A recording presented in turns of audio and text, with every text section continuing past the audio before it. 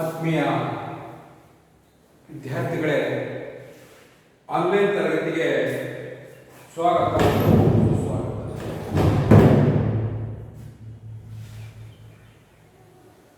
ಪ್ರಥಮ ಪಿಯುಸಿ ಭೂಗೋಳಶಾಸ್ತ್ರ ಅಧ್ಯಾಯ 3 ಭೂಮಿಯ ಅಂತರ. ವಿದ್ಯಾರ್ಥಿಗಳೇ, ಇದು ಭೂಗರ್ಭಶಾಸ್ತ್ರಜ್ಞರು ಭೂಮಿ ಒಳಗಡೆ ಇರತಕ್ಕಂಥದ್ದನ್ನು ಅಧ್ಯಯನ ಮಾಡಕ್ಕೆ ಭೂಗರ್ಭಶಾಸ್ತ್ರಜ್ಞರು ಸಾಕಷ್ಟು ಪ್ರಯತ್ನ ಮಾಡ್ತಿದ್ದಾರೆ. ಆದರೂ ಭೂಗೋಳಶಾಸ್ತ್ರಕ್ಕೂ ಕೂಡ ಇದಕ್ಕೆ ನಿಕಟವಾಗಿರ್ತಕ್ಕಂಥ ಸಂಬಂಧವನ್ನು ಇರ್ತಾರೆ. ಭೂಮಿಯ ಅಂತರಾಳದ ಬಗ್ಗೆ ತಿಳಿದುಕೊಳ್ಳಲು ಭೂಗೋಳಶಾಸ್ತ್ರಜ್ಞರಿಗೆ ಬಹಳ ಮುಖ್ಯವಾಗಿದೆ.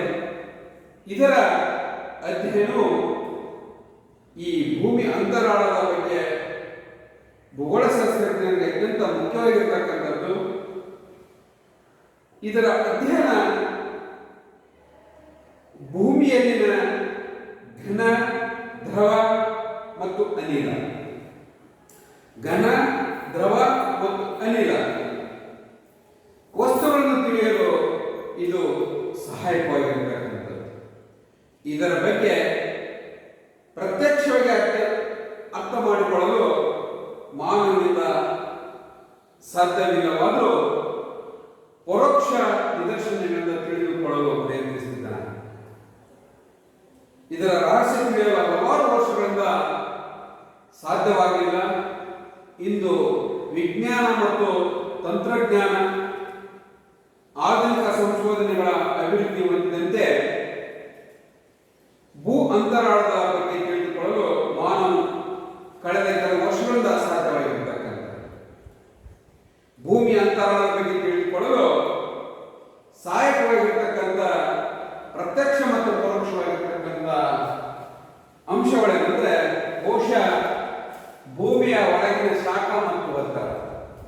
ಭೂಮಿಯ ಒಳಗಡೆ ಅಂದ್ರೆ ಭೂಮಿ ಒಳಗಡೆ ಪ್ರತಿ 32 ಮೀಟರ್ಗೆ 1 ಡಿಗ್ರಿ ಸೆಲ್ಸಿಯಸ್ ಉಷ್ಣಾಂಶ ಜಾಸ್ತಿ ಆಗುತ್ತೆ. ಅಂದ್ರೆ ಜಾಸ್ತಿ ಆಗುತ್ತೆ ಅಂದ್ರೆ ಭೂಮಿ ಒಳಗಡೆ ಹೋದಂಗ ಶಾಖ ಮತ್ತು ಒತ್ತಡ, ಶಿಲೆಗಳ ಸಾಂದ್ರತೆ, ಭೂಕಂಪದ ಅಲೆಗಳು, ಜ್ವಾಲಾಮುಖಿಯಿಂದ ಹೊರಬಂದಂತಹ ಜ್ವಾಲಾಮುಖಿ ವಸ್ತುಗಳು, ಗಡಿ ಮತ್ತು ಆಳತೈಲ ಭಾಗಗಳ ವೀಕ್ಷಣೆ, ಕಂದರ, ಸಾಗರ ತೀರ ಇತ್ಯಾದಿಗಳು. ಅಂದ್ರೆ ಮಾನವ ಭೂಮಿಯ ಅಂತರಾಳದ ಬಗ್ಗೆ, ಭೂಮಿಯ ಒಳಗಡೆ ಇರತಕ್ಕಂಥದ್ರ ಬಗ್ಗೆ ತಿಳಿದುಕೊಳ್ಳಲಿಕ್ಕೆ ಅನೇಕ ರೀತಿಯಲ್ಲಿ ಪ್ರಯತ್ನ ಪಟ್ಟ.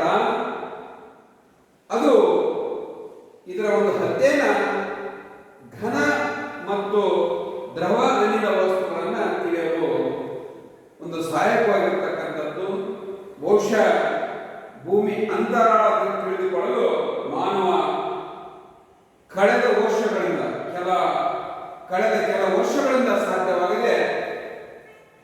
ಭೂಮಿ ಅಂತರಾಳದ ಬಗ್ಗೆ ತಿಳಿದುಕೊಳ್ಳಲು ಸಹಾಯಕವಾಗಿರ್ತಕ್ಕಂಥ ಪ್ರತ್ಯಕ್ಷ ಮತ್ತು ಪರೋಕ್ಷ ಅಂಶಗಳಂದ್ರೆ ಭೂಮಿ ಒಳಗಡೆ ಇರತಕ್ಕಂಥ ಶಾಖ ಮತ್ತು ಒತ್ತಡ, ಶಿಲೆಗಳ ಸಾಂದ್ರತೆ, ಭೂಕಂಪದ ಅಲೆಗಳು, ಜ್ವಾಲಾಮುಖಿ ವಸ್ತುಗಳು, ಗಡಿ ಮತ್ತು ಆಳತೈಲ ಭಾಗಗಳ ವೀಕ್ಷಣೆ, ಕಂದರ, ಸಾಗರ ತೀರ ಇತ್ಯಾದಿ.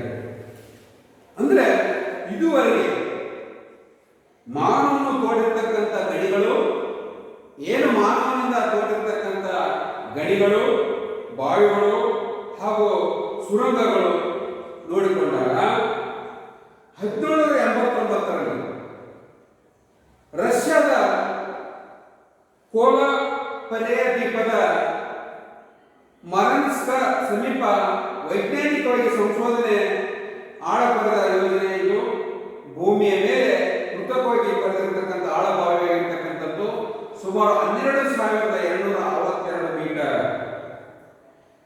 1789ರಲ್ಲಿ ರಷ್ಯಾದ ಕೋಲಾಪರೆಯ ದ್ವೀಪದ ಮುರನ್ಸ್ಕ್ ಸಮೀಪ ವೈಜ್ಞಾನಿಕ ಸಂಶೋಧನೆ ಆಳಪದದ ಯೋಜನೆ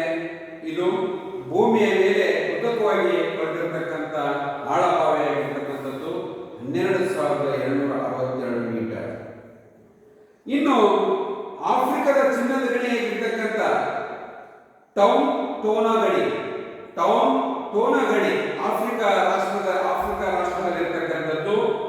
ಇದು ಕೂಡ ಸದ್ಯದಲ್ಲಿ ಜಗತ್ತಿನಲ್ಲಿ ಅತ್ಯಂತ ಆಳವಾಗಿರ್ತಕ್ಕಂಥ ಗಣಿಯಾಗಿರ್ತಕ್ಕಂಥದ್ದು. ಸುಮಾರು 3.9 ಕಿಲೋಮೀಟರ್ ಆಳದಲ್ಲಿರ್ತಕ್ಕಂಥದ್ದು. ಇನ್ನು ಭೂಮಿಯ ಬಗ್ಗೆ ತಿಳ್ಕೊಳ್ಳೋಕೆ ಹೋದಾಗ ಭೂಮಿಯ ಅಂತರಾಳದ ಬಗ್ಗೆ ತಿಳಿದುಕೊಳ್ಳಲು ಭೂಗೋಳಶಾಸ್ತ್ರಜ್ಞರು ಬಹಳ ಮುಖ್ಯವಾಗಿರ್ತಕ್ಕಂಥ ಒಂದು ವಿಷಯ. ಆ ಒಂದು ವಿಷಯ ಏಕಂದ್ರೆ ಭೂಗೋಳಶಾಸ್ತ್ರಜ್ಞರಿಗೆ ಬೇಕಾಗಿರ್ತಕ್ಕಂಥದ್ದು ಏನಂದ್ರೆ ಭೂಮಿಯ ಅಂತರಾಳದಲ್ಲಿರ್ತಕ್ಕಂಥ ಘನ, ದ್ರವ ಮತ್ತು ಅನಿಲ ಬಗ್ಗೆ ತಿಳ್ಕೊಳ್ಬೇಕು. ಜೊತೆಗೆ ಪ್ರತ್ಯಕ್ಷವಾಗಿ ಪರೋಕ್ಷವಾಗಿ ಕೆಲವೊಂದು ಅಂಶಗಳನ್ನು ನೋಡಿಕೊಂಡ್ರು, ಆದರೆ ಕಳೆದ ಬಹಳ ವರ್ಷಗಳಿಂದ ಆಗಿರಲಿಲ್ಲ. ಇಂದು ಬಹುಶಃ ಭೂಮಿಯ ಅಂತರಾಳದ ಬಗ್ಗೆ 1989ರಲ್ಲಿ ರಷ್ಯಾದ ಪೋಲೋಪರಿಯ ದ್ವೀಪದ ಮರಮನ್ಸ್ಕ ಸಮೀಪ ವೈಜ್ಞಾನಿಕ ಸಂಶೋಧನೆ ಆಳಪಡಿರ್ತಕ್ಕಂಥ ಬಾವಿ ಮೇಲೆ ಕೃತಕವಾಗಿ ಪಡೆದಿರ್ತಕ್ಕಂಥದ್ದು. ಇದು ಸುಮಾರು 12,262 ಮೀಟರ್ ಆಳದಲ್ಲಿರ್ತಕ್ಕಂಥದ್ದು. ಇನ್ನು ಆಫ್ರಿಕಾದ ಚಿನ್ನದ ಗಣಿ ಟೌನ್ ಟೋನಾ ಗಣಿ, ಇದು ಕೂಡ ಸದ್ಯದಲ್ಲಿ ಜಗತ್ತಿನಲ್ಲೇ ಅತ್ಯಂತ ಆಳವಾಗಿರ್ತಕ್ಕಂಥದ್ದು ಅಂತ ಹೇಳಿರ್ತಕ್ಕಂಥದ್ದು. ಸುಮಾರು 3.9 ಕಿಲೋಮೀಟರ್. ವಿದ್ಯಾರ್ಥಿಗಳೇ, ನಮಗೆ ಸಿಕ್ಕಿರ್ತಕ್ಕಂಥ ಮಾಹಿತಿ ಆಧಾರದ ಪ್ರಕಾರ ಭೂಮಿ ಅಂತರಾಳವನ್ನು ನೋಡಿಕೊಂಡು ಹೋದಾಗ ಭೂಗೋಳಶಾಸ್ತ್ರಜ್ಞರು ಸಂಶೋಧನೆ ಮಾಡಿದ ಪ್ರಕಾರ ಭೂಮಿ ಸುಮಾರು 6,371 ಕಿಲೋಮೀಟರ್ ಆಳದಲ್ಲಿದೆ. ಅಂದ್ರೆ ಭೂಮಿಯ ಆಳ ಸುಮಾರು 6,371 ಕಿಲೋಮೀಟರ್ ಆಗಿದೆ. ಹಾಗಾಗಿ ಭೂಮಿಯ ರಚನೆ ಮತ್ತು ಸಂಯೋಜನೆ, ಈ ಭೂಮಿಯ ರಚನೆ ಮತ್ತು ಸಂಯೋಜನೆ ಕುರಿತು ಹೇಳುವಾಗ ಬಹುಶಃ ಈ ಭೂಮಿಯ ರಚನೆ ಮತ್ತು ಭೂಮಿಯ ಇದ್ರ ಬಗ್ಗೆ ಹೇಳುವಾಗ ಭೂಮಿಯ ರಚನೆ ಮತ್ತು ಸಂಯೋಜನೆ ನೋಡಿಕೊಂಡಾಗ ಭೂಮಿಯ ಅಂತರಾಳವನ್ನ 3 ಭಾಗಗಳಾಗಿ ವಿಂಗಡಿಸಿದೆ. ಭೂಕವಚ, ಮೆಂಟಲ್ ಮತ್ತು ಕೇಂದ್ರಗೋಳ. ಭೂಕವಚ, ಮೆಂಟಲ್ ಮತ್ತು ಕೇಂದ್ರಗೋಳ. ಇನ್ನು ಈ ಅಂತರಾಳದ ಬಗ್ಗೆ ಹೇಳೋಕೆ ಹೋದಾಗ ಇನ್ನು ಕೆಲವೊಬ್ಬರು ವಿಜ್ಞಾನಿಗಳು ಒಂದೊಂದು ರೀತಿಯಲ್ಲಿ ಹೇಳಿದ್ರು. ಸುಯಸ್, ಆಸ್ಟ್ರೇಲಿಯಾದ ಭೂವಿಜ್ಞಾನಿ ಸುಯಸ್ ಎಂಬವನು ಭೂಮಿ ಅಂತರಾಳದ ಬಗ್ಗೆ ಹೇಳುವಾಗ ಇಲ್ಲಿ ಸೀಮಾ, ಸಿಎಲ್ ಮತ್ತು ನೀಫೆ NIFE. ಒಬ್ಬ ವಿಜ್ಞಾನಿ ಹೇಳ್ತಾನೆ, ಸಂಕೇತಾಕ್ಷರದಲ್ಲಿ ಭೂಮಿ ಅಂತರಾಳವನ್ನ ಸುಯಸ್ ಎಂಬ ಮೊದಲು ವಿಜ್ಞಾನಿ ಒಂದು ಸಂಶೋಧನೆ ಮಾಡಿದ. ಭೂಮಿ ಅಂತರಾಳದಲ್ಲಿ ಸಿಎಲ್, ಸೀಮಾ ಮತ್ತು ನೀಫೆ, ಸಿಎಲ್, ಸೀಮಾ ಮತ್ತು ನೀಫೆ ಅಂತೇಳಿ ಸಂಕೇತಾಕ್ಷರಗಳನ್ನು ಬಳಸಿ 3 ಪದಗಳಾಗಿ ವಿಂಗಡಣೆ ಮಾಡಿದ. ಅದನ್ನೇ ಜೇಪ್ರಿ ಎಂಬ ವಿಜ್ಞಾನಿ ಭೂಮಿಯ ಒಳಪದರನ್ನ ಭೂಮಿಯ ಮೇಲ್ಪದರ, ಮಧ್ಯಪದರ ಮತ್ತು ಕೆಳಪದರ ಅಂತೇಳಿ 3 ಭಾಗಗಳಾಗಿ ವಿಂಗಡಿಸಿದರು. ವಿದ್ಯಾರ್ಥಿಗಳೇ, ಭೂ ಕೇಂದ್ರದ ಕಡೆಗೆ ಹೋದಂತೆ ಅದು ಹೆಚ್ಚಾಗ್ತಾ ಹೋಗ್ತಕ್ಕಂಥದ್ದು ಉಷ್ಣಾಂಶ ನೋಡಿಕೊಂಡಾಗ ಭೂಮಿ ಅಂತರಾಳದ ಬಗ್ಗೆ ಹಲವು ವಿಜ್ಞಾನಿಗಳು ಹಲವಾರು ರೀತಿಯಲ್ಲಿ ಹೇಳಿದರು. ಆತರ ಓಮ್ಸ್ ಅವರು ಕೂಡ ಹೇಳ್ತಾರೆ, ಭೂಮಿಯ ಹೊರಭಾಗವನ್ನು ಭೂಕವಚ ಮತ್ತು ಮಿಶ್ರ ಉಪಸ್ತರ, ಮೆಂಟಲ್ ಮತ್ತು ಕೇಂದ್ರಗೋಳ, ಕೇಂದ್ರ ಭಾಗ. ಅಂದ್ರೆ ಅಂತಿಮವಾಗಿ ನಮಗೆ ವಿಜ್ಞಾನಿಗಳು ಸುಯಸ್ ಎಂಬ ವಿಜ್ಞಾನಿ ಹೇಳಿರ್ತಕ್ಕಂಥದ್ದು ಸಂಕೇತಾಕ್ಷರದಲ್ಲಿ ಹೇಳಿದ. ಆದರೆ ನಮ್ಮ ವಿಜ್ಞಾನಿಗಳ ಪ್ರಕಾರ ಭೂಮಿಯ ಆಳಕ್ಕೆ ಹೋದಂತೆ ಒಂದು ವಿವಿಧ, ಅಂದ್ರೆ ಉದಾಹರಣೆಗೆ ನಾವು ಬೋರ್ ಹಾಕಿಸುವಾಗ, ಬಾವಿ ತೋಡುವಾಗ ಅಥವಾ ಮನೆ ಬುನಾದಿ ತೆಗೆಯುವಾಗ ಭೂಮಿ ಒಳಗಡೆ ಹೋದಂಗೆ ಪದರಗಳು ಬರ್ತಾವೆ, ಒಂದೊಂದು ರೀತಿಯ ಪದರಗಳು ಕಾಣ್ತಾವೆ. ಬಹುಶಃ ಇವತ್ತು ಬೋರ್ ಸುಮಾರು 500ರಿಂದ 600, 700, 800, 1000 ಅಡಿವರೆಗೂ ಬೋರ್ ಹೊಡಿಸ್ತಾ ಇದ್ದಾರೆ. ಇವತ್ತು ಕಟುಕು ಬೀಳ್ತದೆ, ಗಂಜಲ ಬೀಳುತ್ತೆ, ಕರೆಕಲ್ಲು ಬೀಳುತ್ತೆ. ಕರೆಕಲ್ಲು ಬಿದ್ದಾಗ ನೀರು ಬಂತಂದ್ರೆ ಬಹಳ ಒಳ್ಳೆ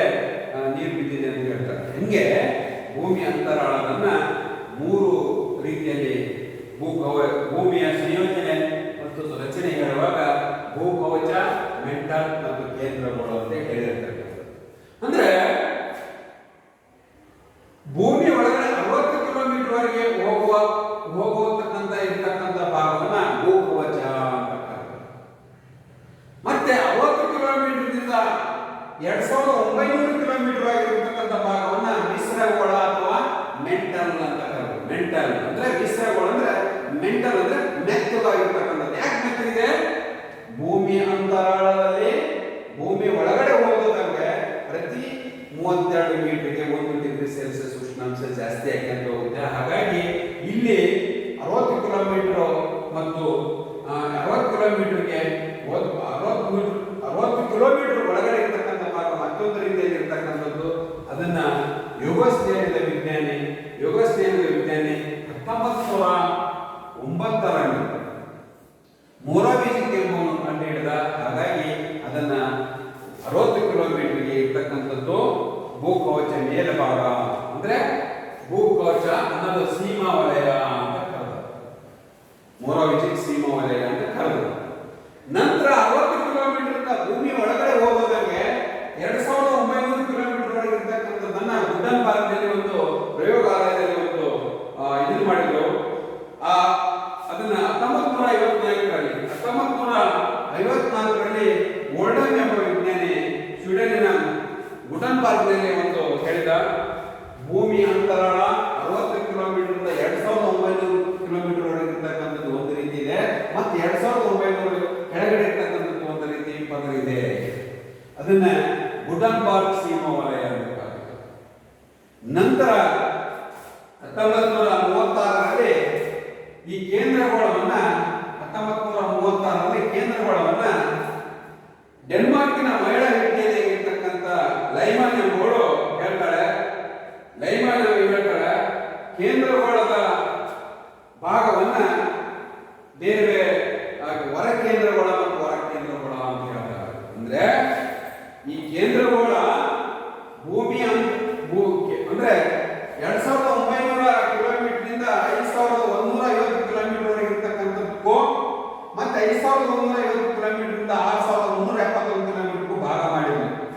1936ರಲ್ಲಿ ಡೆನ್ಮಾರ್ಕಿನ ವಿಜ್ಞಾನಿಯಾಗಿರ್ತಕ್ಕಂಥ ಮಹಿಳಾ ವಿಜ್ಞಾನಿ ಭೂವಿಜ್ಞಾನಿ ಲೈಮನ್ ಎಂಬುವಳು ಹೇಳ್ತಾಳೆ ಕೇಂದ್ರಗೋಳವನ್ನು 2 ಭಾಗವಾಗಿ ಮಾಡ್ತಾಳೆ. ಏನಂತೇಳಿ? ಕೇಂದ್ರಗೋಳದ ಹೊರ ಕೇಂದ್ರಗೋಳ ಮತ್ತು ಹೊರ ಕೇಂದ್ರಗೋಳ ಅಂತೇಳಿ. ಹಾಗಾಗಿ ಈ 0ರಿಂದ 60 ಕಿಲೋಮೀಟರ್ ವರೆಗೆ ಭೂಮಿ ಒಳಗಡೆ ಇರತಕ್ಕಂಥ ಭೂಮಿಯ ಮೇಲ್ಭಾಗವನ್ನ ಭೂಕವಚ ಅಂದ್ವಿ. ಹಾಗಾಗಿ ಇಲ್ಲಿ ಭೂಖಂಡ ಕವಚ ಮತ್ತು ಸಾಗರಿಕ ಕವಚ ಅಂತ 2 ಭಾಗ ಮಾಡಲಾಯಿತು. ಭೂಖಂಡ ಕವಚ ಮತ್ತು ಸಾಗರ ಕವಚ. ನೋಡಿ, ಭೂಖಂಡ ಕವಚ ದಪ್ಪ ಜಾಸ್ತಿ ಇದೆ, ಸುಮಾರು 60 ಕಿಲೋಮೀಟರ್ ಇದೆ. ಆದ್ರೆ ಸಾಗರಿಕ ಕವಚದ್ದು ಬರೀ 5 ಕಿಲೋಮೀಟರ್ ಇದೆ. ಭೂಮಿಯ ಹೊರಪದರಕ್ಕೆ ಭೂಕವಚ ಎಂದು ಕರೆಯುತ್ತೇವೆ. ಇದು ಭೂಖಂಡ ಮತ್ತು ಸಾಗರಿಕ ಪ್ರದೇಶಗಳಿಂದ ಸಂಯೋಜನೆಗೊಂಡಿರ್ತಕ್ಕಂಥ. ನೋಡಿ, ಭೂಮಿಯ ಮೇಲ್ಮೈ ಸಾಗರಗಳ ಸಮುದ್ರಗಳಲ್ಲವೋ ಹೊಳೆಗಳವೋ ಅಂದ್ರೆ ಭೂಖಂಡ ಕವಚ ಮತ್ತು ಸಾಗರಿಕ ಕವಚ ಅಂತೇಳಿ ಭೂಮಿಯ ಹೊರಭಾಗವನ್ನ ಕೂಡಿರ್ತಕ್ಕಂಥ ಸರಾಸರಿ ಆಳ ಸುಮಾರು 60 ಕಿಲೋಮೀಟರ್ ಆಗಿರ್ತಕ್ಕಂಥ. ಭೂಕವಚದ ಸ್ವಭಾವ ಮತ್ತು ಲಕ್ಷಣದ ಆಧಾರದ ಮೇಲೆ ಈ ಭೂಕವಚವನ್ನ 2 ಭಾಗಗಳಾಗಿ ಮಾಡಿದ್ರು. ಒಂದು ಭೂಖಂಡ ಕವಚ ಮತ್ತು ಸಾಗರಿಕ ಕವಚ. ಇಲ್ಲಿ ಭೂಖಂಡ ಕವಚ ಇದು ಭೂಮಿಯ ಅತ್ಯಂತ ಮೇಲಿನ ಪದರವಾಗಿದ್ದು ಸಾಗರಿಕ ಕವಚಕ್ಕಿಂತ ಹೆಚ್ಚು ದಪ್ಪವಾಗಿರ್ತಕ್ಕಂಥದ್ದು. ಈ ಭೂಖಂಡ ಕವಚ ಸಾಗರಿಕ ಕವಚಕ್ಕಿಂತ ದಪ್ಪವಾಗಿರ್ತಕ್ಕಂಥದ್ದು. ಭೂಖಂಡ ಸರಾಸರಿ ದಪ್ಪ 30 ಕಿಲೋಮೀಟರ್ ಆದರೆ ಸಾಗರಿಕ ಕವಚದ್ದು 5 ಕಿಲೋಮೀಟರ್ ಇರ್ತಕ್ಕಂಥದ್ದು. ಹಾಗಾಗಿ ಭೂಖಂಡ ಕವಚವು ಪರ್ವತ ತಳಭಾಗದಲ್ಲಿ ಸುಮಾರು 60 ಕಿಲೋಮೀಟರ್ಗಳಷ್ಟು ದಪ್ಪವಾಗಿರ್ತಕ್ಕಂಥದ್ದು. ಹಾಗಾಗಿ ಭೂಖಂಡ ಕವಚದ ಮೇಲಿನ ಭಾಗವನ್ನ ಸಿಎಲ್ ಎಂದು ಕರೆಯಲಾಯಿತು. ಭೂಖಂಡ ಕವಚದ ಮೇಲ್ಭಾಗವನ್ನ ಸಿಎಲ್ ಅಂತ ಕರೆಯಲಾಯಿತು. ಸಿಎಲ್ ಅಂದ್ರೆ ಸಿಲಿಕಾನ್ ಮತ್ತು ಅಲ್ಯೂಮಿನಿಯಂ. ಹಾಗಾಗಿ ವಿದ್ಯಾರ್ಥಿಗಳೇ, ನಮಗೆ ಭೂಕವಚ ಭೂಮಿಯ ಸಂಯೋಜನೆಯನ್ನು 3 ಭಾಗಗಳಾಗಿ ಭಾಗವನ್ನು ಮಾಡಿರ್ತಕ್ಕಂಥದ್ದು. ಹಾಗಾಗಿ ಇಲ್ಲಿ ಸಿಎಲ್ ಅಂತ ಕರೆಯಲಾಯಿತು. ಇದು ಅತ್ಯಂತ ಹಗುರ ಮತ್ತು ದಪ್ಪವಾಗಿದ್ದು ಅಧಿಕ ಸಾಂದ್ರತೆಯನ್ನ ಸಾಗರಿಕ ಕವಚದ ಮೇಲೆ ತೇಲಿರ್ತಕ್ಕಂಥದ್ದು. ಸುಮಾರು ಇಲ್ಲಿರ್ತಕ್ಕಂಥ ಸಾಂದ್ರತೆ ಎಷ್ಟಿದೆ ಅಂದ್ರೆ 2.90 gm/ಕ್ಯೂಬಿಕ್ ಸೆಂಟಿಮೀಟರ್. ಸಾಗರಿಕ ಕವಚ ಭೂಕವಚದ ತಳಭಾಗವನ್ನು ಸಾಗರಿಕ ಕವಚ ಎಂದು ಕರೆಯಲಾಗಿದೆ. ಇದರ ಸರಾಸರಿ ದಪ್ಪ ಇಲ್ಲಿ ಸಿಲಿಕಾ ಮತ್ತು ಮೆಗ್ನೀಸಿಯಂ Cl, ಸಿಲಿಕಾ ಮತ್ತು ಸೈಮಾ ಅಂತ ಕರೆದ್ರು, ಸೀಮಾ ವಲಯ. ಅಲ್ಲಿ ಇಲ್ಲಿ ಏನು ಸಿಗ್ತದೆ ಅಂದ್ರೆ ಸಿಲಿಕಾ ಮತ್ತು ಮೆಗ್ನೀಸಿಯಂ ಸಿಗ್ತಕ್ಕಂಥದ್ದು. ಇಲ್ಲಿನ ಸಾಂದ್ರತೆ ಇಲ್ಲಿನ ಸಾಂದ್ರತೆ ಏನಾಗಿದೆ ಅಂದ್ರೆ 2.95 95 gm per cubic centimeter, gram cubic centimetre. ಭೂಕವಚದಲ್ಲಿ ಎರಡು ಪ್ರಮುಖ ಸೀಮಾ ವಲಯಗಳಿವೆ. ಒಂದು ಪ್ರಮುಖವಾಗಿರ್ತಕ್ಕಂಥದ್ದು ಕನ್ರಾಡ್ ಸೀಮಾ ವಲಯ ಮತ್ತು ಮೊರಾವಿಜಿಕ್ ಸೀಮಾ ವಲಯ. ಮೊರಾವಿಜಿಕ್ ಸೀಮಾ ವಲಯ ಮತ್ತು ಕನ್ರಾಡ್ ಸೀಮಾ ವಲಯ ಅಂತ ಹೇಳಿರ್ತಕ್ಕಂಥದ್ದು. ಹಾಗಾಗಿ ಭೂಕವಚ ಮತ್ತು ಮೆಂಟಲ್ಗಳ ನಡುವೆ ಕಂಡು ಬರ್ತಕ್ಕಂಥದ್ದೇ ಮೊರಾವಿಜಿಕ್. ಮೆಂಟಲ್ ಮತ್ತು ಭೂಕವಚದ ಮಧ್ಯೆ ಅಂದ್ರೆ ಇದನ್ನ ಮೊರಾವಿಜಿಕ್ ಸೀಮಾ ವಲಯ ಎಂದು ಕರೆಯಲಾಗಿರ್ತಕ್ಕಂಥದ್ದು. ಮೊರಾವಿಜಿಕ್ ಸೀಮಾ ವಲಯ ಎಂದು ಕರೆಯಲಾಗಿದೆ. ಇನ್ನು ಮೆಂಟಲ್ ಭೂಕವಚದ ಒಳಭಾಗವನ್ನ ಅಂದ್ರೆ ಭೂಕವಚದ ಕೆಳಗಿನ ಭಾಗವನ್ನ ಮೆಂಟಲ್ ಎಂದು ಕರೆಯುತ್ತೇವೆ. ಮೆಂಟಲ್ ಅಂದ್ರೆ ಮೇಣದ ಗಟ್ಟಿಯಾಗಿ ಮೆತ್ತಗೆ ಇರ್ತಕ್ಕಂಥದ್ದು. ಹೇಗೆ ಮೆತ್ತಗಿದೆ ಅಂದ್ರೆ ಭೂಮಿಯ ಒಳಗಡೆ ಹೋಗೋದಂಗೆ ಭೂಮಿಯ ಮೇಲ್ಭಾಗತಕ್ಕಂಥ ಒತ್ತಡ ಮತ್ತು ಉಷ್ಣಾಂಶ ಹೆಚ್ಚಾಗೋದ್ರಿಂದ ಅಲ್ಲಿರ್ತಕ್ಕಂಥ ಘನದ್ರವ ವಸ್ತುಗಳು ಮೆಂಟಲ್ ಮೆತ್ತಗಾಗ್ತಾವೆ. ಅಂದ್ರೆ ಉಷ್ಣಾಂಶಕ್ಕೆ ಏನಾಗ್ತಾವು ಮೆತ್ತಗಾಗಿ ಅದನ್ನ ಮಿಶ್ರಗೋಳ ಅಥವಾ ಮೆಂಟಲ್ ಎಂದು ಕರೆದಿರ್ತಕ್ಕಂಥ ಮಿಶ್ರಗೋಳ ಅಥವಾ ಮೆಂಟಲ್ ಎಂದು ಕರೆದಿರ್ತಕ್ಕಂಥ. ಹಾಗಾಗಿ ಇಲ್ಲಿ 60 ಕಿಲೋಮೀಟರ್ನಿಂದ ಈ ಮೆಂಟಲ್ 60 ಕಿಲೋಮೀಟರ್ನಿಂದ 2900 ಕಿಲೋಮೀಟರ್ ವರೆಗೆ ಇರ್ತಕ್ಕಂಥ ಭಾಗವನ್ನ ಮಿಶ್ರಗೋಳ ಅಥವಾ ಮೆಂಟಲ್ ಎಂದು ಕರೆದು, ಇಲ್ಲಿ ಈ ಪದರದಲ್ಲಿ ಸಾಂದ್ರತೆ ಎಷ್ಟಿದೆ ಅಂದ್ರೆ 3.3 ಗ್ರಾಮ್ ಕ್ಯೂಬಿಕ್ ಸೆಂಟಿಮೀಟರ್ ಇಂದ 5.7 ಗ್ರಾಮ್ ಕ್ಯೂಬಿಕ್ ಸೆಂಟಿಮೀಟರ್ ವರೆಗೆ ಸಾಂದ್ರತೆ ಇರತಕ್ಕಂಥದ್ದು. ಮೆಂಟಲ್ ಮತ್ತು ಕೇಂದ್ರಗೋಳದ ಮಧ್ಯೆ ಬರ್ತಕ್ಕಂಥದ್ದು 1954 ಸ್ವೀಡನ್ನಿನ ವಿಜ್ಞಾನಿಯಾಗಿರ್ತಕ್ಕಂಥನು ಒಂದು ಗುಡನ್ಬರ್ಗ್ ಇದರಲ್ಲಿ ಹೇಳ್ತಾನೆ. 2900ರಿಂದ 6370 ಕಿಲೋಮೀಟರ್ ವರೆಗೆ ಇರ್ತಕ್ಕಂಥ ಭಾಗ ಬೇರೆ ಇದೆ ಅಂತ ಹೇಳಿ ಅದಕ್ಕೆ ಅದನ್ನ ಗುಡನ್ಬರ್ಗ್ ಸೀಮಾ ವಲಯ ಅಂತ ಕರೆಯಲಾಗಿರ್ತದೆ. ಇಲ್ಲಿ ಕೂಡ ಇಲ್ಲಿ ಮೆಗ್ನೀಸಿಯಂ ಮತ್ತು ಕಬ್ಬಿಣ ಖನಿಜಗಳಿಂದ ಸಂಯೋಜನೆ ಮಾಡಿರ್ತಕ್ಕಂಥದ್ದು. ಮೆಂಟಲ್ ಎರಡು ಭಾಗಗಳಾಗಿ ವಿಂಗಡಿಸಲಾಗಿದೆ. ಮೆಂಟಲಿನ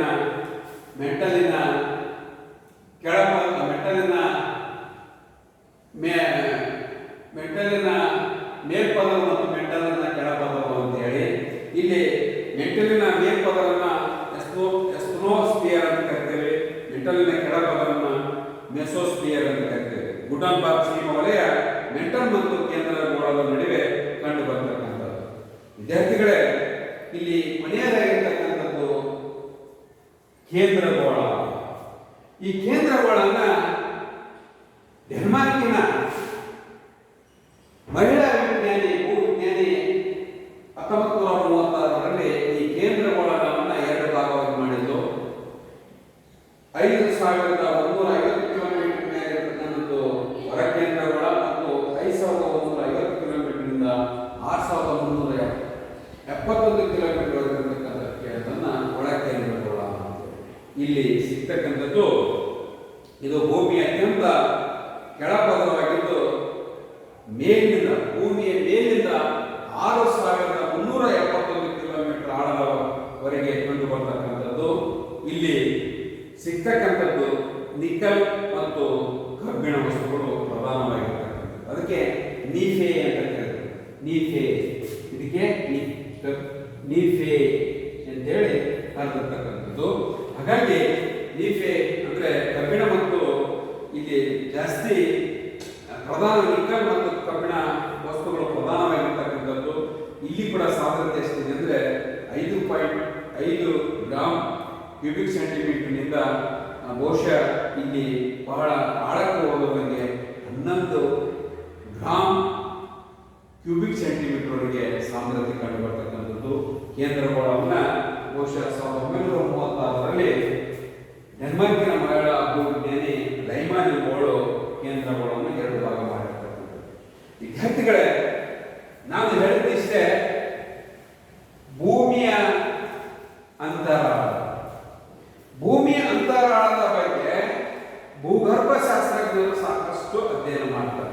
ಆದರೂ ಭೂಮಿ ಅಂತರಾಳದ ಬಗ್ಗೆ ಭೂಗೋಳ ಶಾಸ್ತ್ರಜ್ಞರು ಅದರ ಬಗ್ಗೆ ತಿಳ್ಕೊಳ್ಳೋದು ಅವಶ್ಯಕವಾಯಿತು. ಕಾರಣ ಇಷ್ಟೇ, ಯಾಕಂದ್ರೆ ನಾವು ಭೂಕಂಪಗಳು ಜ್ವಾಲಾಮುಖಿಗಳು ಕುರಿತು ಅಧ್ಯಯನ ಮಾಡುವಾಗ ಭೂಮಿ ಅಂತರಾಳದಲ್ಲಿರ್ತಕ್ಕಂಥ ಘನದ್ರವ ವಸ್ತುಗಳು ಅಥವಾ ಭೂಮಿ ಅಂತರಾಳದಲ್ಲಿರ್ತಕ್ಕಂಥ ವಸ್ತುಗಳು ಏನೇನು ಮಾಡ್ತದೆ, ಏನು ಆಗ್ತದೆ ಅನ್ನೋದನ್ನು ತಿಳ್ಕೊಳ್ಳೋಕ್ಕೋಸ್ಕರ ಭೂಗೋಳ ಶಾಸ್ತ್ರಜ್ಞರು ಅನೇಕ ಸಂಶೋಧನೆ ಮಾಡಿದರು. ಅನೇಕ ಸಂಶೋಧನೆಗಳಲ್ಲಿ ಸಾಕಷ್ಟು ಇದ್ರ ಬಗ್ಗೆ ಆಳವಾಗಿರ್ತಕ್ಕಂಥ ಅಧ್ಯಯನ ಮಾಡಿದರು. ಆದರೂ ಕಳೆದ ವರ್ಷಗಳಿಂದ ಸಾಕಷ್ಟು ವರ್ಷಗಳಿಂದ ಇದ್ರ ಬಗ್ಗೆ ತಿಳ್ಕೊಳ್ಳೋಕೆ ಹೋದರೂ ಪ್ರತ್ಯಕ್ಷವಾಗಿ ಮತ್ತು ಪರೋಕ್ಷವಾಗಿ ಬಹಳ ರೀತಿಯಲ್ಲಿ ನಿದರ್ಶನವನ್ನು ಕಂಡುಕೊಂಡ್ರು. ಆದರೆ ಬಹಳ ವರ್ಷಗಳ ನಂತರ ಇದರ ಒಂದು ತಿಳಿದುಕೊಳ್ಳುವ ಪ್ರಯತ್ನ ಪ್ರಾರಂಭ ಆಯಿತು. ಇದರ ಭೂಮಿ ಒಳಗಡೆ ಇರತಕ್ಕಂಥ ರಹಸ್ಯವನ್ನು ತಿಳಿದುಕೊಳ್ಳಲು ಹಲವಾರು ವರ್ಷಗಳಿಂದ ಸಾಧ್ಯವಾಗುವುದಿಲ್ಲ. ಆದರೆ ಇಂದು ವಿಜ್ಞಾನ ಮತ್ತು ತಂತ್ರಜ್ಞಾನ ಮತ್ತು ಆಧುನಿಕ ಸಂಶೋಧನೆಗಳ ಅಭಿವೃದ್ಧಿ ಹೊಂದಿದಂತೆ ಭೂಮಿ ಅಂತರಾಳವನ್ನು ತಿಳಿದುಕೊಳ್ಳಲು ಮಾನವ ಕಳೆದ ಕೆಲವು ವರ್ಷಗಳಿಂದ ಸಾಧ್ಯವಾಗಿದೆ ಎಂಬುದನ್ನು ತಿಳ್ಕೊಳ್ಳೋ ಪ್ರಯತ್ನ ಮಾಡ್ತಾ ಭೂಮಿಯ ಅಂತರಾಳದ ಬಗ್ಗೆ ತಿಳಿದುಕೊಳ್ಳಲು ಸಹಾಯಕವಾಗಿರ್ತಕ್ಕಂಥ ಪ್ರತ್ಯಕ್ಷ ಮತ್ತು ಪರೋಕ್ಷವಾಗಿರ್ತಕ್ಕಂಥ ಒಂದು ಅಂಶಗಳನ್ನು ನಾವು ನೋಡಿಕೊಂಡಾಗ ಭೂಮಿ ಒಳಗಿನ ಶಾಖ ಮತ್ತು ಒತ್ತಡ, ಶಿಲೆಗಳ ಸಾಂದ್ರತೆ, ಭೂಕೋಶದ ಅಲೆಗಳು, ಜ್ವಾಲಾಮುಖಿ ವಸ್ತುಗಳು, ಗಣಿ ಮತ್ತು ಆಳ ತೈಲ ಬಾವಿಗಳ ವೀಕ್ಷಣೆ, ಕಂದರ ಮತ್ತು ಸಾಗರ ತೀರ. ಅಂದ್ರೆ ಭೂಮಿಯ ಒಳಗಿನ ಶಾಖ ಅದೇ ಹೇಳಿದೆ. ಭೂಮಿಯ ಒಳಗಡೆ ಹೋದಂಗೆ 32 ಮೀಟರ್ಗೆ 1 ಡಿಗ್ರಿ ಸೆಲ್ಸಿಯಸ್ ಉಷ್ಣಾಂಶ ಜಾಸ್ತಿ ಆಗಿರ್ತಾ ಹೋಗುತ್ತೆ ಭೂಮಿ ಅಂತರಾಳದಲ್ಲಿ. ಅಂದ್ರೆ ಭೂಮಿ ಒಳಗಿನ ಶಾಖ ಮತ್ತು ಒತ್ತಡ, ಅಲ್ಲಿ ಶಿಲೆಗಳು ಒಳಗಡೆ ಇರತಕ್ಕಂಥ ಶಿಲೆಗಳಲ್ಲಿ ಇರತಕ್ಕಂಥ ಸಾಂದ್ರತೆ, ಭೂಕಂಪದ ಅಲೆಗಳು, ಜ್ವಾಲಾಮುಖಿ ವಸ್ತುಗಳು. ನೋಡಿ, ಜ್ವಾಲಾಮುಖಿ ವಸ್ತುಗಳನ್ನು 3 ಭಾಗ ಮಾಡಿವೆ. ಘನ ದ್ರವ ವಸ್ತುಗಳು, ಕಿಟ್ಟ, ಘನ ಮತ್ತು ದ್ರವ ಮತ್ತು ಅನಿಲ ವಸ್ತುಗಳು, ಜ್ವಾಲಾಮುಖಿಯಾಗಿ ಹೊರಬಿದ್ದಿರತಕ್ಕಂಥ ವಸ್ತುಗಳನ್ನು ನೋಡಿಕೊಂಡಾಗ, ಮತ್ತು ಗಣಿ ಮತ್ತು ಆಳ ತೈಲ ಭಾಗಗಳ ಕೋಶ. ಗಣಿ ಮತ್ತು ಆಳ ತೈಲ ಭಾಗಗಳು ಅಂದ್ರೆ 1989ರಲ್ಲಿ ರಷ್ಯಾದ ಕೋಲಾಪರಿಯ ದ್ವೀಪದ ಸಮೀಪ ವೈಜ್ಞಾನಿಕವಾಗಿ ಸಂಶೋಧನೆಗಾಗಿ ಆಳ ಕೊರೆದಾರ ಯೋಜನೆ. ಇದು ಭೂಮಿಯ ಮೇಲಿಂದ ಉತ್ತಮವಾಗಿ ಕೊರೆದಿರತಕ್ಕಂಥ ಆಳ ಭಾಗ ಸುಮಾರು 12,262 ಮೀಟರ್. ಇನ್ನು ಟೌನಾ ಗಣಿ ಆಫ್ರಿಕಾದ ಚಿನ್ನದ ಗಣಿಯಾಗಿದ್ದು ಇದು ಸದ್ಯದಲ್ಲಿ ಜಗತ್ತಿನ ಅತ್ಯಂತವಾಗಿರತಕ್ಕಂಥ ಆಳವಾಗಿರತಕ್ಕಂಥದ್ದು. ಹಾಗಾಗಿ ವಿದ್ಯಾರ್ಥಿಗಳೇ, ಭೂಮಿಯ ರಚನೆ ಮತ್ತು ಸಂಯೋಜನೆ, ಭೂಖಂಡದ ಅಲೆಗಳ ವೇಗ, ಭೂಕಂಪದ ಅಲೆಗಳ ವೇಗ, ವಸ್ತುಗಳ ಸಾಂದ್ರತೆ, ರಾಸಾಯನಿಕ ವಸ್ತುಗಳ ಸಂಯೋಜನೆ, ಸ್ಥಿತಿಗತಿಗಳನ್ನು ಆಧರಿಸಿ ಭೂಮಿಯ ಅಂತರಾಳವನ್ನು 3 ಮುಖ್ಯ ವಲಯಗಳಾಗಿ ವಿಂಗಡಿಸಲಾಗಿದೆ. ಅಂದ್ರೆ ಭೂಕಂಪದ ಅಲೆಗಳು ಬಂದಿರತಕ್ಕಂಥ ವೇಗ, ಅಂದ್ರೆ ಭೂಕಂಪ ಆಗಿ ಭೂಮಿ ಮೇಲ್ಮೈ ಕಲಿತಿರ್ತಕ್ಕಂಥ ವೇಗ, ಅಲೆಗಳ ವೇಗ, ವಸ್ತುಗಳ ಸಾಂದ್ರತೆ, ರಾಸಾಯನಿಕ ವಸ್ತುಗಳ ಸಂಯೋಜನೆ, ಸ್ಥಿತಿಗತಿಗಳನ್ನು ಆಧರಿಸಿ ಭೂಮಿಯ ಅಂತರಾಳವನ್ನು 3 ಮುಖ್ಯ ವಲಯಗಳನ್ನಾಗಿ ವಿಂಗಡಿಸಿದ್ದೇವೆ. ಆ 3 ಮುಖ್ಯ ವಲಯಗಳಂದ್ರೆ ಭೂಕವಚ, ಮೆಂಟಲ್, ಕೇಂದ್ರಗೋಳ. ಅದನ್ನೇ ಒಬ್ಬ ವಿಜ್ಞಾನಿ, ಯಾವ ವಿಜ್ಞಾನಿ ಅಂದ್ರೆ ಸುಯಸ್ ಎಂಬ ವಿಜ್ಞಾನಿ, ಆಸ್ಟ್ರೇಲಿಯಾದ ಭೂವಿಜ್ಞಾನಿ ಸುಯಸ್ ಎಂಬ ವಿಜ್ಞಾನಿ ಭೂಮಿಯ ಅಂತರಾಳವನ್ನು 3 ಭಾಗಗಳಾಗಿ ಹೇಳಿದ. ಸಿಎಲ್, ಸೀಮಾ ಮತ್ತು ನೀಫೆ ಅಂತೇಳಿ ಸಂಕೇತಾಕ್ಷರ ಕೊಟ್ಟ. ಸಿಎಲ್ ಅಂದ್ರೆ ಸಿಲ್ಕ ಮತ್ತು ಅಲ್ಯೂಮಿನಿಯಂ, ಸೀಮಾ ಅಂದ್ರೆ ಸಿಲ್ಕ ಮತ್ತು ಮ್ಯಾಗ್ನೀಸಿಯಂ, ನೀಫೆ ಅಂದ್ರೆ ಕಬ್ಬಿಣ ಮತ್ತು ನಿಕಲ್ ಮತ್ತು ಕಬ್ಬಿಣ. ಅಂದ್ರೆ ಭೂಮಿಯ ಒಳಗಡೆ ಇರ್ತಕ್ಕಂಥ ಅದನ್ನ ವಿಜ್ಞಾನಿಗಳು ಸಂಶೋಧನೆ ಮಾಡಿಬಿಟ್ಟು ಸಾಕಷ್ಟು ಸಂಶೋಧನೆ ಮಾಡಿ ಭೂಮಿಯ ಅಂತರಾಳವನ್ನ 3 ಭಾಗಗಳಾಗಿ ವಿಂಗಡಿಸಿರ್ತಕ್ಕಂಥದ್ದು. ಭೂಕವಚ, ಮೆಂಟಲ್ ಮತ್ತು ಕೇಂದ್ರಗೋಳ. ಈ 3 ಭಾಗಗಳ ಆದ ಮೇಲೆ ಅಂದ್ರೆ ಭೂಕವಚ ಒಂದೇ ರೀತಿ ಭೂಮಿಯ ಅಂತರಾಳ ಸುಮಾರು 60 ಕಿಲೋಮೀಟರ್ ವರೆಗೆ ಹೋಗುವವರೆಗೂ ಭೂಮಿ ಒಳಗಡೆ ಸುಮಾರು 60 ಕಿಲೋಮೀಟರ್ ವರೆಗೆ ಇರ್ತಕ್ಕಂಥ ಭಾಗ ಒಂದು ರೀತಿಯಲ್ಲಿ ಇರ್ತಕ್ಕಂಥದ್ದು. ಇಲ್ಲಿ ಸಿಗ್ತಕ್ಕಂಥದ್ದು ಸಿಲ್ಕ ಮತ್ತು ಅಲ್ಯೂಮಿನಿಯಂ ಸಿಗ್ತದೆ. ಇಲ್ಲಿ ಇರ್ತಕ್ಕಂಥ ಸಾಂದ್ರತೆ 2.90 ಗ್ರಾಮ್ ಕ್ಯೂಬಿಕ್ ಸೆಂಟಿಮೀಟರ್ನಿಂದ 3.3 ಕ್ಯೂಬಿಕ್ ಸೆಂಟಿಮೀಟರ್ ವರೆಗೆ ಸಾಂದ್ರತೆ ಇದೆ ಅಂತೇಳಿ ವಿಜ್ಞಾನಿಗಳು ಕಂಡು ಬಂದ್ರೆ ಭೂಕಂಪ ಭೂಕಂಪದ ಅಲೆಗಳು, ವೇಗ, ಬಂದಿರತಕ್ಕಂಥ ವಸ್ತುಗಳ ಸಾಂದ್ರತೆ ಆಧಾರದ ಮೇಲೆ ಭೂಮಿಯನ್ನ 3 ಭಾಗಗಳಾಗಿ ಮಾಡಿರ್ತಕ್ಕಂಥದ್ದು. ಆ 3 ಭಾಗಗಳು ಯಾವಂದ್ರೆ ಭೂಕವಚ, ಮೆಂಟಲ್ ಮತ್ತು ಕೇಂದ್ರಗೋಳ. ಹಾಗಾಗಿ 60 ಕಿಲೋಮೀಟರ್ ಆಗಿರತಕ್ಕಂಥ ಭೂಕವಚ, 60 ಕಿಲೋಮೀಟರ್ 2900 ಕಿಲೋಮೀಟರ್ ಆಗಿರತಕ್ಕಂಥದ್ದನ್ನ ಮೆಂಟಲ್ ಅಂತ ಕರೆದು, 2900 ದಿಂದ 6371 ಕಿಲೋಮೀಟರ್ ಆಗಿರತಕ್ಕಂಥ ಕೇಂದ್ರಗೋಳ. ಇದರಲ್ಲಿ ಮತ್ತ ಭಾಗ ಆಯಿತು. ಅದರಲ್ಲಿ 1936ರಲ್ಲಿ ಡೆನ್ಮಾರ್ಕಿನ ಮಹಿಳಾ ಭೂವಿಜ್ಞಾನಿ ಮತ್ತೆ ಹೇಳಿದ್ದು ಕೇಂದ್ರಗೋಳವನ್ನ 2 ಭಾಗ ಮಾಡಿದ್ದು, ಹೊರ ಕೇಂದ್ರಗೋಳ ಮತ್ತು ಒಳ ಕೇಂದ್ರಗೋಳ ಅಂತ ಹೇಳಿ. ಅದು 2900 ಕಿಲೋಮೀಟರ್ 5150 ಕಿಲೋಮೀಟರ್ ವರೆಗೆ ಇರ್ತಕ್ಕಂಥದ್ದು ಒಂದು ರೀತಿ ಇದೆ. ಮತ್ತೆ 5150 ಕಿಲೋಮೀಟರ್ 6371 ಕಿಲೋಮೀಟರ್ ವರೆಗೆ ಇರ್ತಕ್ಕಂಥದ್ದು ಮತ್ತೊಂದು ರೀತಿ ಕಂಡು ಬರತಕ್ಕಂಥದ್ದು. ಹಾಗಾಗಿ ಭೂಮಿಯ ಹೊರಪದರಕ್ಕೆ ಭೂಕವಚ ಎಂದು ಕರೆಯುತ್ತೇವೆ. ಭೂಮಿಯ ಹೊರಪದರಕ್ಕೆ ಭೂಕವಚ ಅಂತ ಕರಿತೀವಿ. ಈ ಭೂಕವಚದಲ್ಲಿ ಬಹುಶಃ 2 ಭಾಗಗಳಾಗಿರುತ್ತದೆ. ಭೂಕವಚನ ಭೂಖಂಡ ಕವಚ ಮತ್ತು ಸಾಗರಿಕ ಕವಚ. ಭೂಖಂಡ ಕವಚ ಅತಿ ದಪ್ಪವಾಗಿರ್ತಕ್ಕಂಥದ್ದು, ಸಾಗರಿಕ ಕವಚ ತೆಳ್ಳಗಿರ್ತಕ್ಕಂಥದ್ದು. ಹಾಗಾಗಿ ಭೂಖಂಡ ಕವಚ ಇಲ್ಲಿ ಕೂಡ ಭೂಕವಚದಲ್ಲಿ 2 ಸೀಮಾ ವಲಯಗಳು ಕಂಡು ಬರ್ತವೆ. ಕಂಟ್ರೋಲ್ ಸೀಮಾ ವಲಯ ಮತ್ತು ಮೊರವಿಜಿಕ್ ಸೀಮಾ ವಲಯ. ಇದಾದ ನಂತರ ಇಲ್ಲಿ ಭೂಖಂಡ ಕವಚದ ನಂತರ ಈ ಭೂಖಂಡ ಕವಚ ಭೂಮಿ ಅತ್ಯಂತ ಮೇಲಿನ ಪದರವಾಗಿರ್ತಕ್ಕಂಥದ್ದು, ಸಾಗರಿಕ ಕವಚಕ್ಕಿಂತ ಹೆಚ್ಚು ದಪ್ಪವಾಗಿರ್ತಕ್ಕಂಥದ್ದು. ಸರಾಸರಿ ಭೂಖಂಡದ ಕವಚದ ದಪ್ಪ 30 ಕಿಲೋಮೀಟರ್ ಆದರೆ ಸಾಗರಿಕ ಕವಚದ್ದು 5 ಕಿಲೋಮೀಟರ್ ಅಷ್ಟು. ವಿದ್ಯಾರ್ಥಿಗಳೇ, ನಾನು ಹೇಳ್ತಕ್ಕಂಥದ್ದು ಮತ್ತೆ ಪದೇ ಹೇಳ್ತಿದ್ದೀನಿ. 5 ಮಾರ್ಕಿಗೆ ಒಂದು ಪ್ರಶ್ನೆ ಬರ್ತದೆ. ಭೂಮಿಯ ರಚನೆ ಮತ್ತು ಸಂಯೋಜನೆ ಕುರಿತು ಬರೆಯಿರಿ ಅಂತ. ಭೂಮಿಯ ರಚನೆ ಮತ್ತು ಸಂಯೋಜನೆ ಕುರಿತು ಬರೆಯಿರಿ ಅಂದಾಗ ಈ ಚಿತ್ರವನ್ನು ಬರೀಬೇಕಾಗುತ್ತೆ.